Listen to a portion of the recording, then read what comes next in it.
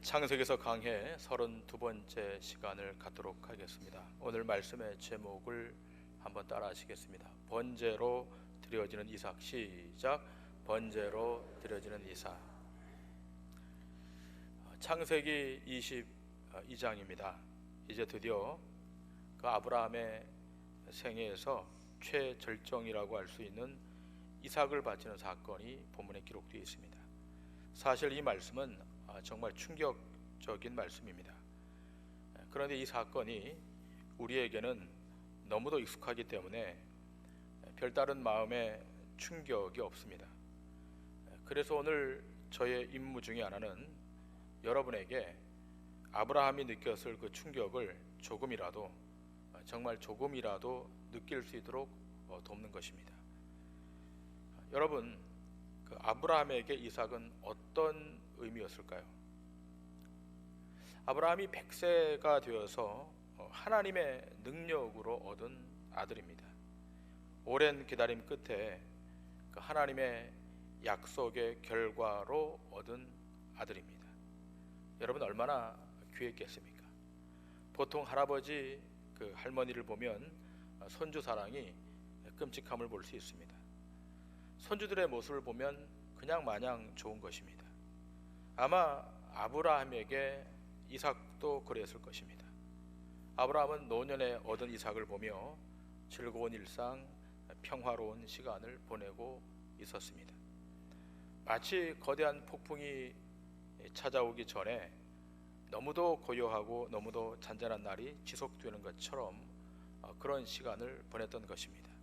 그런데 바로 그때 하나님으로부터 놀라운 명령이 떨어집니다. 오늘 본문 1절과 2절에 그 명령, 그 당황스러운 명령이 기록되어 있습니다. 우리 1절과 2절의 말씀 다 같이 읽겠습니다. 시작.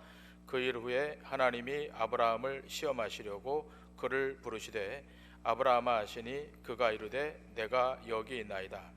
여호와께서 이르시되 내 아들 내 사랑하는 독자 이삭을 데리고 모리아 땅으로 가서 내가 네게 일러준 한 산 거기서 그를 번제로 드리라.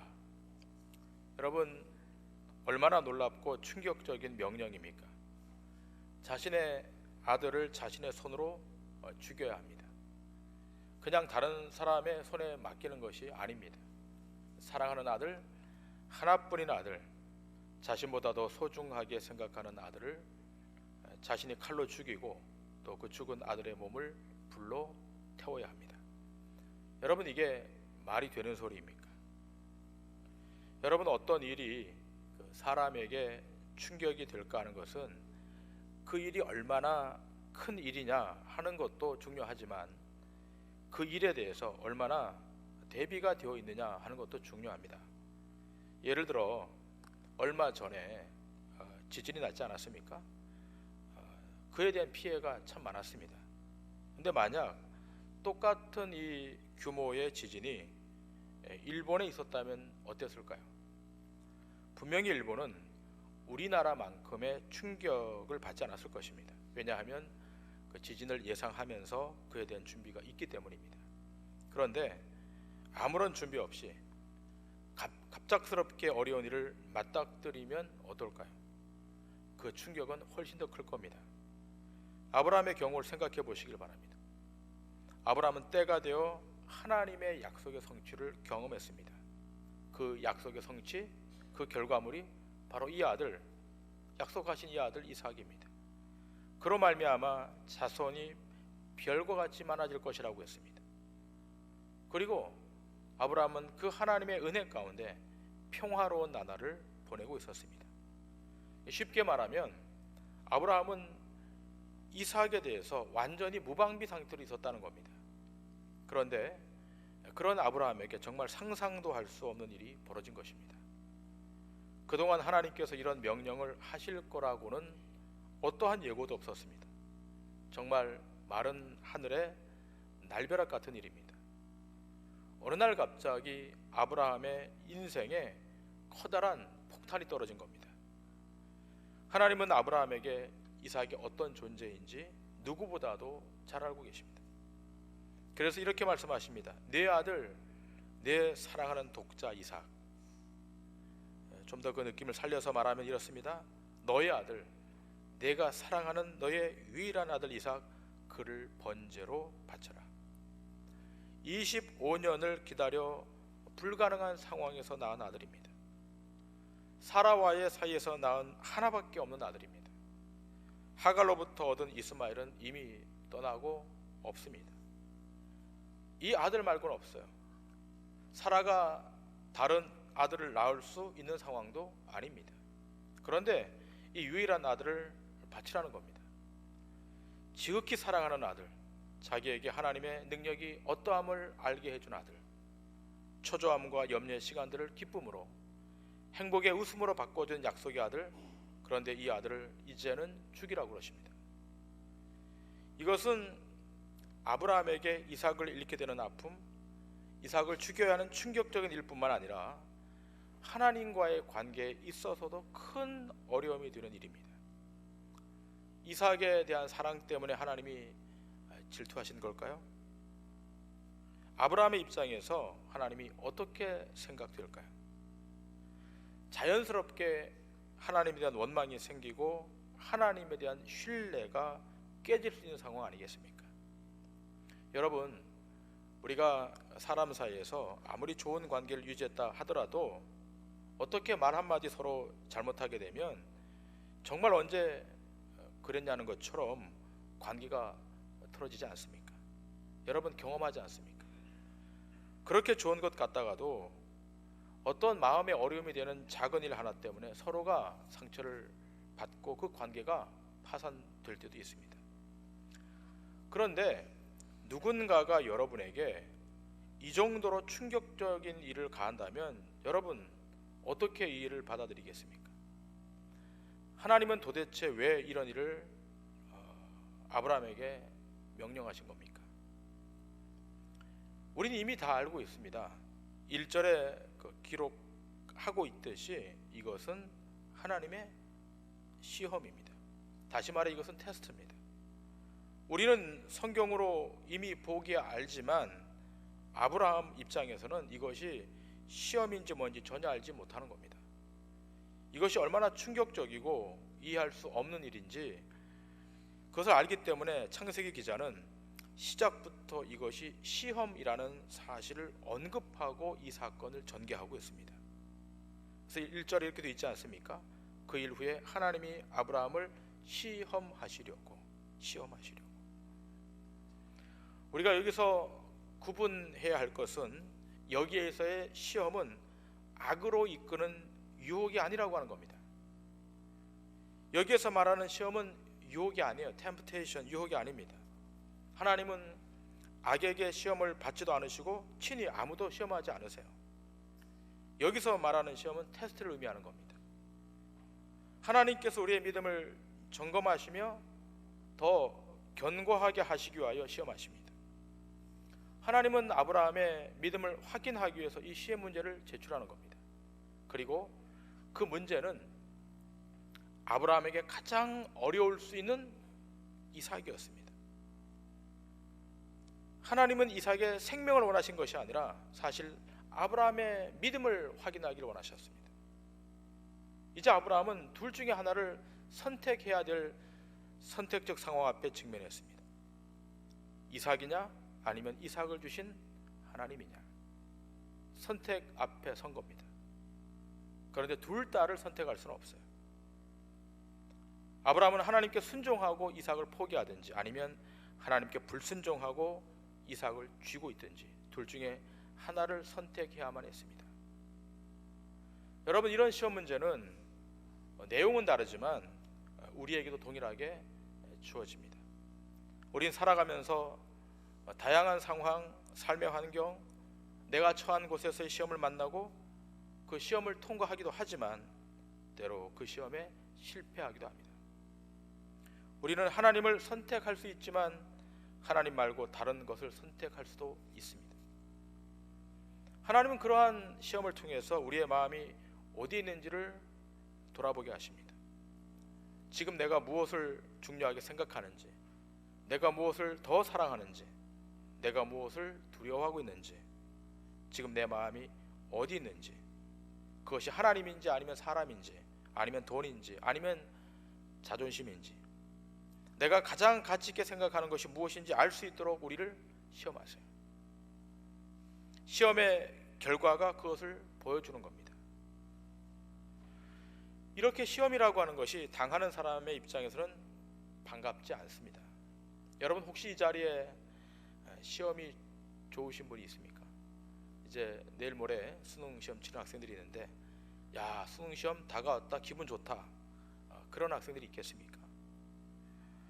학교에서 치는 시험을 생각할 때 학생들에게 물어보면 시험이 좋다고 말하는 학생은 아무도 없어요.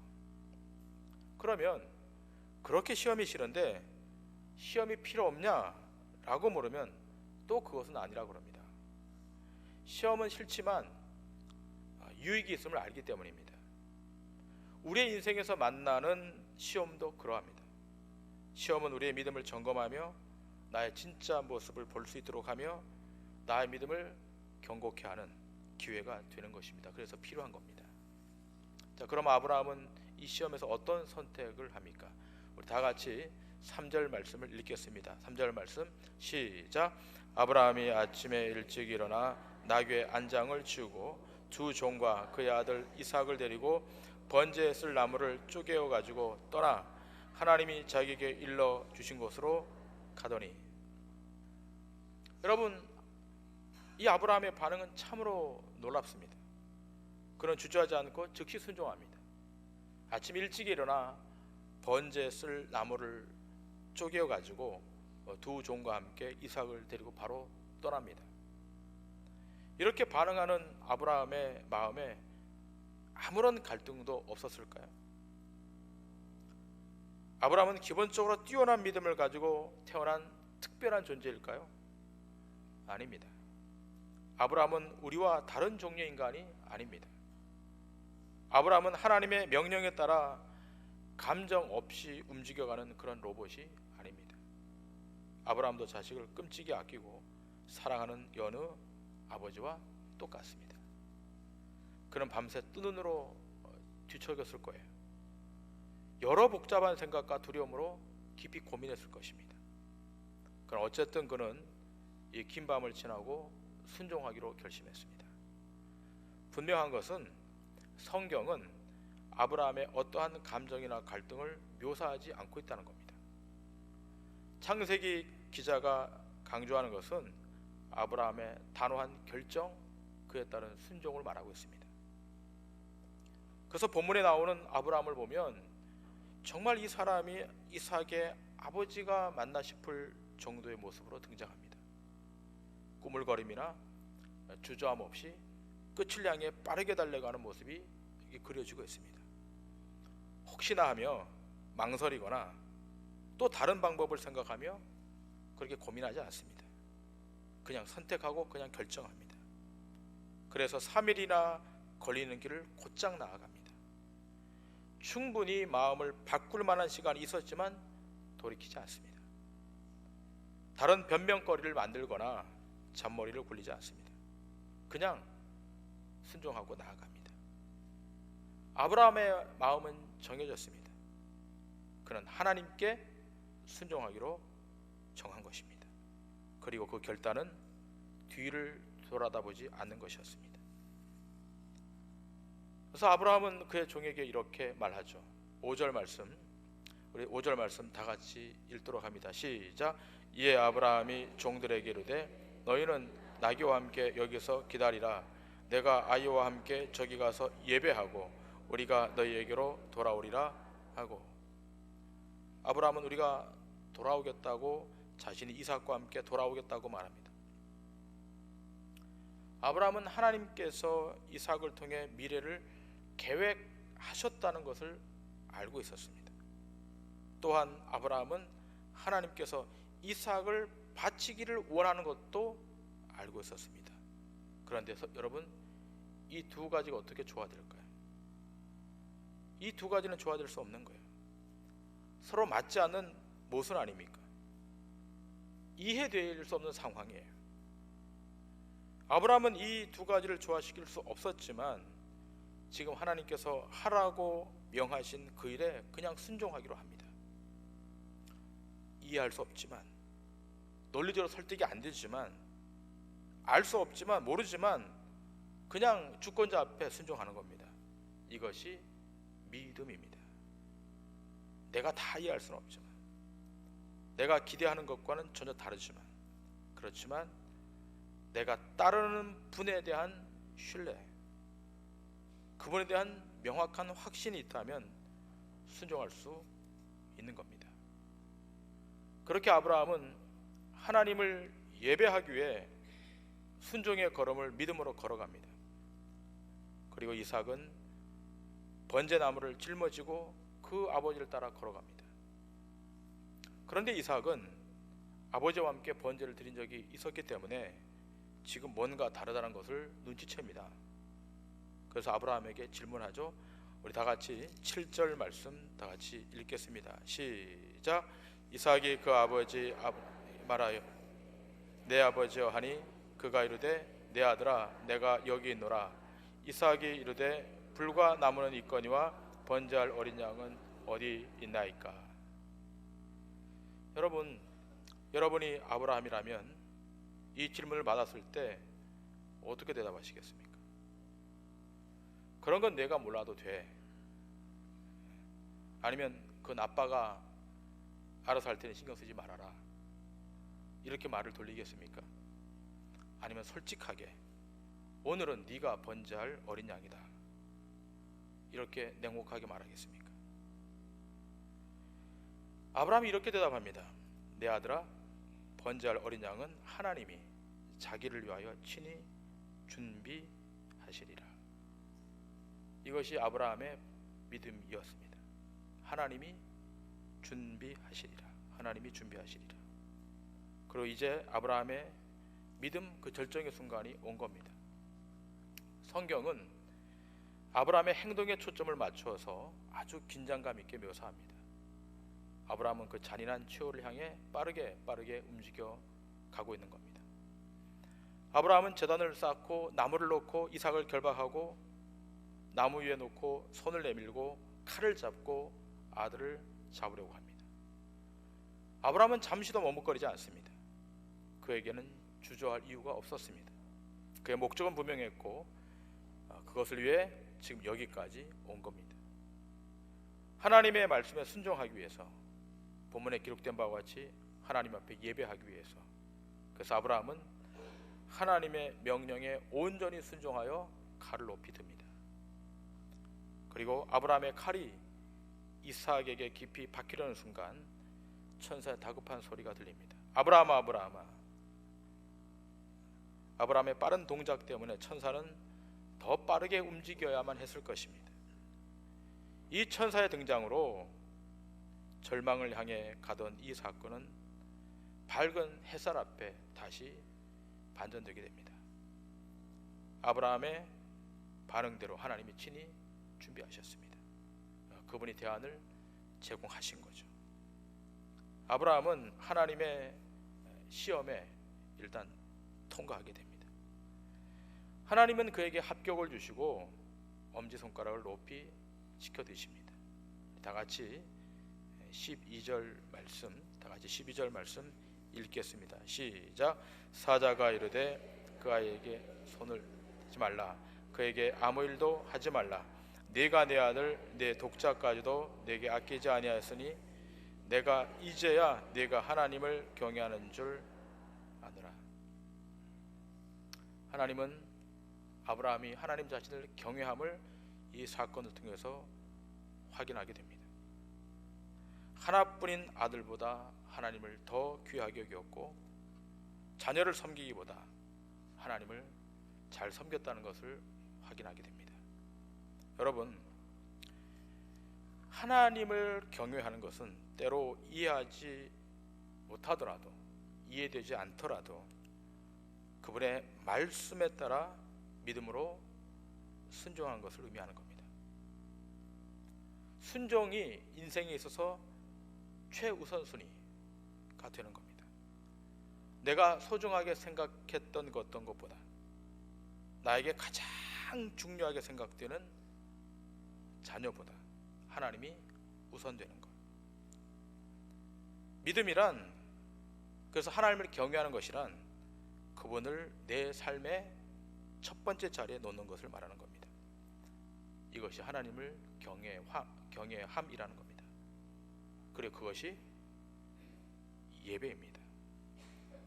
예배란 이 예배 행위를 통해서 하나님이 first, 하나님이 첫 번째라는 것을 다시 확인받는 겁니다.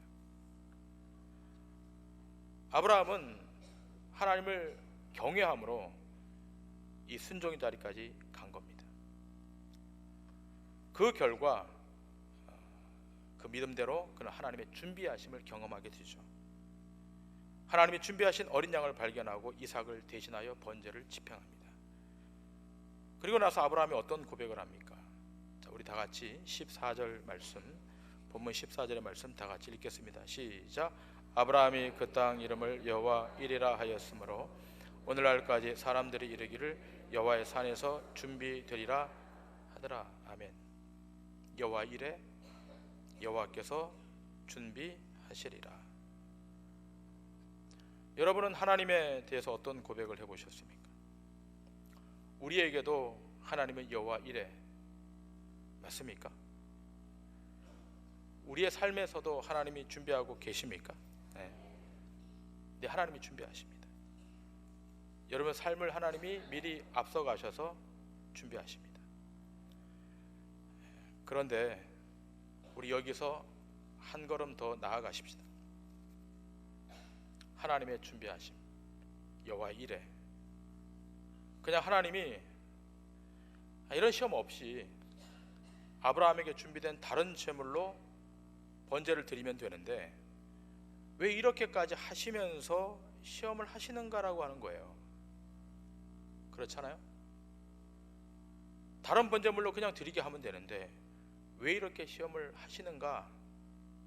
단순히 아브라함의 순종과 믿음을 확인하기 위해서 하는가? 그동안은 여기까지 여러분 메시지를 들으셨을 거예요. 여러분 한 걸음 더 나아가셔야 됩니다. 그것은 자식을 잡아 바치라는 그 말씀 속에는 하나님의 속마음을 그 안에 담고 있기 때문입니다. 하나님은 이 속마음을 아브라함에게 알게 하도록 하고 싶으셨습니다. 아브라함을 하나님의 그 아픔 속에 참여시키고 계시는 겁니다. 사랑하는 자식, 그것도 약속의 자녀, 그 아이가 죽으면 대가 끊어지는데도 계속해서 하나님은 그 단절을 요구하시는 겁니다. 얼마나 하나님이 냉혹하세요. 어디와의 단절입니까? 하늘과 세상과의 단절이에요. 결국 성도는 이 단절을 경험해야 될 대상들입니다. 하나님의 속마음은 뭔가 하면 아브라함 너 이제 너는 세상과의 단절이야. 그 어느 것도 연결점이 없는 거예요. 하나님께서 아브라함을 모리아 산으로 불러내셔서 그 산에서 아버지가 아들을 죽음으로 몰아넣는 상황을 만들어내는 이유는 뭐냐? 그것은 세상과의 단절을 말하는 겁니다. 자식을 죽음으로 몰아넣는 아버지의 마음과 아버지로부터 버림받는 아들의 모습에서 아브라함은 새롭게 하나님을 발견하게 됩니다. 그 하나님이 진짜 하나님이라는 것을 발견해요. 이삭 대신 준비된 양을 바치고 나서 하나님이 또다시 언약을 반복하여 알게 하십니다. 이 대목이 중요한 거예요. 우리가 지금까지 아브라함의 순종 여기에 대해서만 그 초점을 맞춰왔다면 17절 이하를 보게 되면 이 사건이 있고 난 이후에 하나님이 아브라함에게 무엇을 다시 확인시키는가 하면 언약을 또다시 확인시키시는 거예요. 오늘 본문 17절의 말씀 다 같이 읽겠습니다. 17절 시작. 내가 내게 큰 복을 주고 내 씨가 크게 번성하여 하늘의 별과 같고 바닷가의 모래와 같게 하리니 내 씨가 그 대적의 성문을 차지하리라. 아멘. 큰 복을 주고 내 씨가 크게 번성하여 하늘의 별과 같고 바닷가의 모래와 같게 하리니. 여러분 이 대목 다 알잖아요. 이 사건을 통해서 하나님은 축복의 언약을 재확인시키는데 그 다음이 중요해요. 내 씨가 그 대적의 성문을 차지하리라.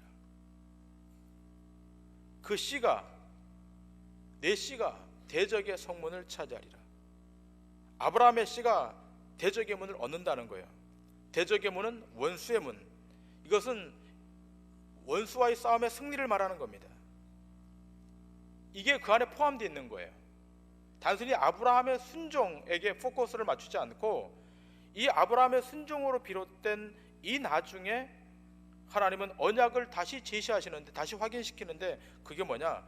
내 씨가 그 대적의 성문을 차지할 것이다. 영적 전쟁에서 네 후손들이 승리할 것이다. 그럼 이것은 어느 구절과 연결되어 있는가 하면 창세기 3장 15절에 제시되었던 그 예언과 연결되어 있는 겁니다. 창세기 3장 15절의 말씀, 제가 창세기 3장 강의할 때 말씀을 드렸습니다만, 창세기 3장 15절의 말씀 다 같이 한번 읽겠습니다. 시작. 내가 너로 여자와 원수가 되게 하고 네 후손도 여자의 후손과 원수가 되게 하리니 여자의 후손은 네 머리를 상하게 할 것이요 너는 그의 발꿈치를 상하게 할 것이니라 하시고, 바로 이 내용의 성취가 이어지는 거예요. 여자의 후손은 내 머리를, 원수의 머리를 상하게 하여 승리하게 할 거다. 나중에 이삭의 아내가 된 리브가를 라반이 시집 보내면서 뭐라고 축복합니까? 우리가 창세기 24장에 나중에 다루겠지만 창세기 24장 60절에 이렇게 기록되어 있습니다. 다 같이 읽겠습니다. 시작. 리브가에게 축복하여 이르되 우리 누이여 너는 천만인의 어머니가 되었지어다.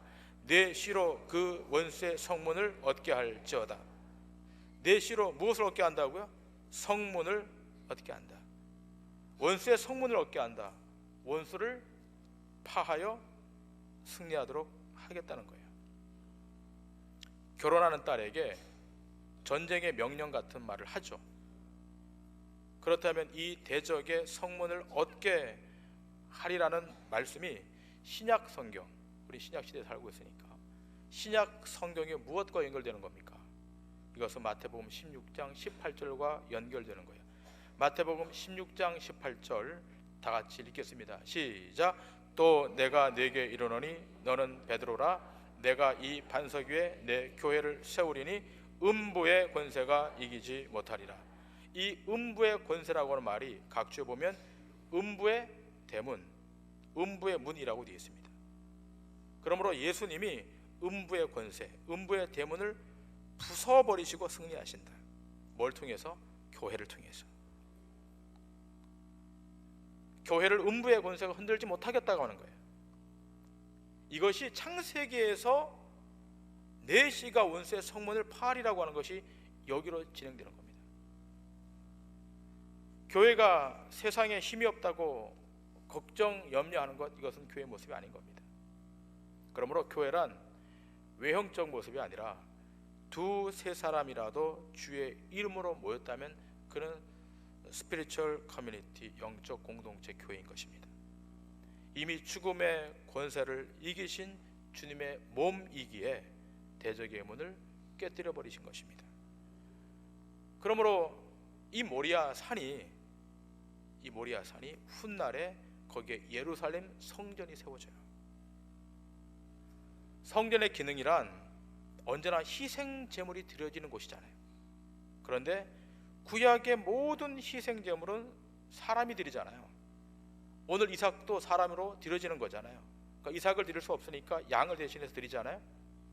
근데 사람이 준비하여 드린 이 희생 제물은 온전치 못한 겁니다. 그래서 하나님이 친히 준비하신 제물, 완벽하고도 온전한 그 제물이 있어야 되는데 그 제물이 누구십니까? 예수 그리스도. 그래서 예수님이 이 성전을 헐라 내가 3일 만에 일으키리라고 하신 것은 성전된 자기 몸을 가리키는 거예요. 그러니 참된 성전의 기능을 담당하신 분이 바로 자기 몸을 제물로 삼아 드리신 예수 그리스도이십니다. 이것이 바로 여호와의 산에서 준비되리라는 그 여호와의 이레의 내용이에요. 여호와의 일의 내용. 우린 지금까지 여호와 일에 그러면 개인적 차원에서 머물렀잖아요. 하나님이 내 자녀의 앞길도 열어주고 준비시켜 주시고, 우리 남편의 진급도 책임져 주시고 준비시켜 주시고, 이런 차원의 여호와 일에를 얘기했지만 그것은 가난한 겁니다.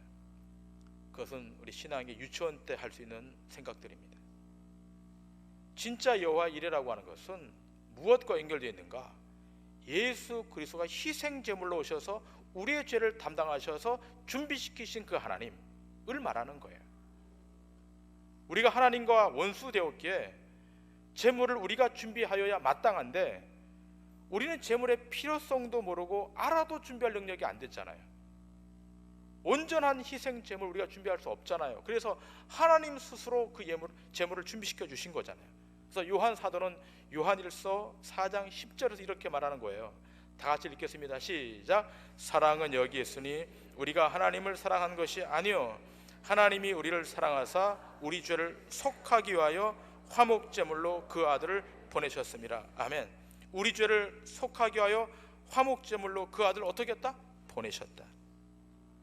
이것이 여호와 일의 축복인 거예요. 이보다 더 놀라운 사랑이 어디 있을까요? 우리가 하나님을 사랑한 것이 아니에요. 우리는 허물과 죄로 죽었기에 스스로 하나님을 찾아 나설 수 있는 자들이 안 돼요.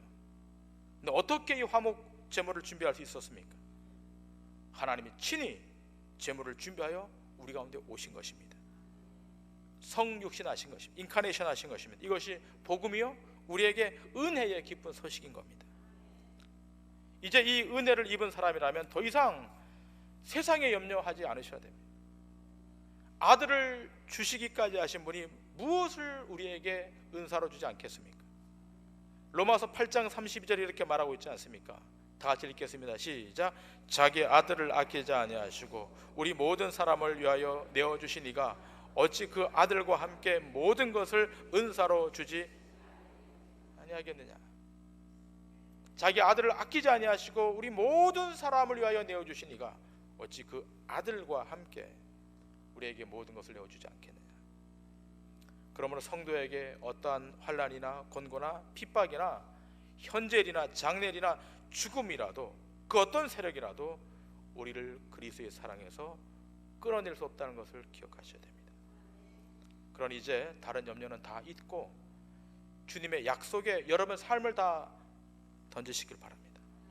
아브라함처럼 자신이 모든 것을 하나님의 약속에 묻어두고 깊은 수렁과 버려짐 속에서 오직 하나님의 다음 역사를 기대하며 그 안에서 하나님이 회복시키실 하나님의 그 손을 붙들고 믿음으로 행하여 갈 때 아브라함에게 성취되었던 그 하나님의 언약이 여러분 생애 가운데, 여러분 삶 가운데도 그대로 성취되는 축복이 반드시 있게 될 것을 믿습니다.